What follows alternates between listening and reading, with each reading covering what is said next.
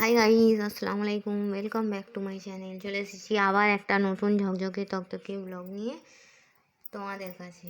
Good afternoon বন্ধুরা, কেমন আছো তোমরা? তোমাদের ভালোবাসায় আমিও অনেক ভালো আছি। চলো আজকে কি কি রান্না করেছি তোমাদের একটু দেখিয়ে দিই। প্রথমেই আছে গরম গরম সাদা ভাত,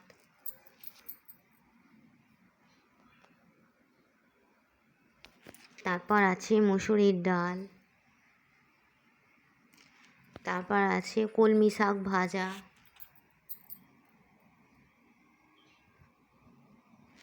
তারপর আছে মাংস ভাজা, তারপর আছে বাঁধাকপি দিয়ে আলু দিয়ে মাছের মাথা দিয়ে একটা ঘন্ট।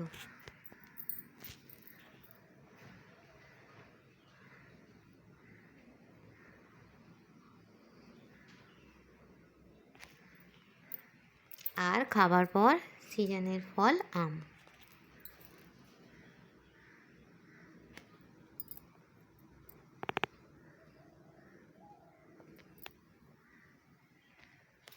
ঠিক আছে বন্ধুরা, তো চলো এই ছিল আমার সিম্পল লাঞ্চ মেনু।